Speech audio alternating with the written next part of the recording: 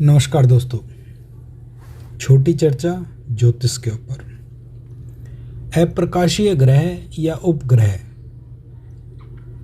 उनके ऊपर हमने एक श्रृंखला बनाने का निर्णय लिया था, क्योंकि जन्म पत्रिका के अंदर जो दृश्यमान ग्रह हैं, अर्थात सप्त ग्रह और 2 छाया बिंदु, कुल मिला के 9 ग्रह, वे सभी के लिए दृश्यमान हैं, किंतु अप्रकाशीय ग्रह जो दृश्यमान नहीं है, पत्रिका के अंदर उनके भी बहुत ही रोचक परिणाम देखने को प्राप्त होते हैं। कुछ परिणाम बहुत ही दुष्कर और कुछ परिणाम बहुत ही सुखद प्राप्त होते हैं। इसी श्रृंखला में हमने धूम नामक अप्रकाशीय ग्रह के बारे में एक सूक्ष्म खंड बनाया था। यद्यपि इसकी विस्तृत चर्चा आने वाले खंडों में करेंगे। धूम का अर्थात धूम्र है, अर्थात धुआं। तो जिस प्रकार से धुएं में कुछ दिखाई नहीं देता, उसी प्रकार से धूम नामक ग्रह जिस स्थान में विद्यमान रहेगा, उस स्थान से संबंधित बातें, कारक तत्व सदैव ही संदेह पैदा करते रहेंगे। मूलतः सूर्य से पंचम स्थान के सन्निकट धूम विराजित होते हैं।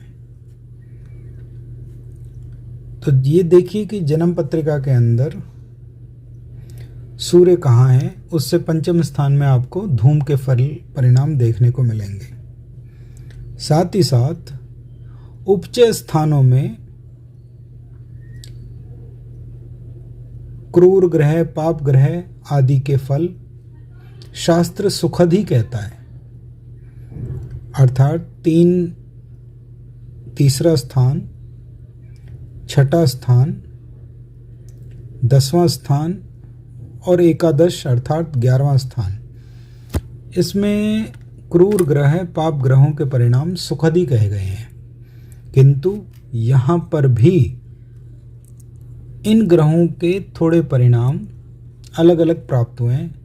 हर भाव के अनुसार इसके फल आने वाली श्रृंखलाओं में बताएंगे। आज हम दूसरे अप्रकाशीय ग्रह के ऊपर चर्चा आरंभ करते हैं। दूसरा अप्रकाशीय ग्रह है व्यतिपात। शास्त्रीय अर्थ समझें तो पात का अर्थ होता है गिरना। जिस प्रकार से उल्कापात, इंद्रपात, वज्रपात शब्दों में कहा गया है कि बिजली का गिरना, उल्काओं का गिरना, उसी प्रकार से पात भी गिरने का ही अर्थ है। और व्यति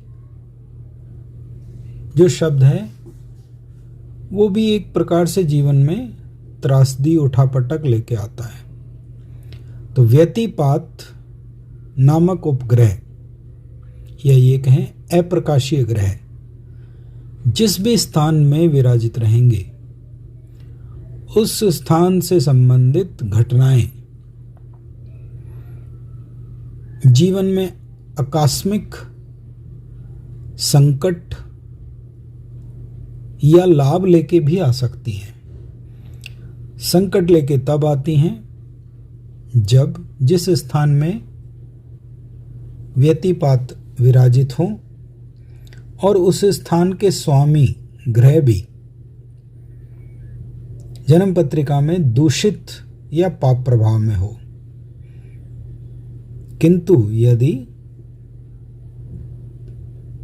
व्यतिपात जिस भाव में विराजित है, उस भाव के स्वामी स्वयं शुभ स्थानों में बैठे हों, शुभ ग्रहों से दृष्ट हों, तो कई बार जीवन में अचानक से औचक से लाभ की भी प्राप्ति होती है, ऐसा शास्त्र कहता है। भाव के अनुसार फल अगली श्रृंखला में बताएंगे। अभी केवल अप्रकाशीय ग्रहों का एक सूक्ष्म संदर्भ, एक सूक्ष्म व्याख्या आपके सामने साझा कर रहे हैं। अतिशीघ्र पूर्ण व्याख्या के साथ, शोधीय ग्रंथों के साथ आप लोगों के साथ साझा करेंगे। धन्यवाद, प्रणाम। अपना सबका, अपने परिवार का ध्यान रखिएगा।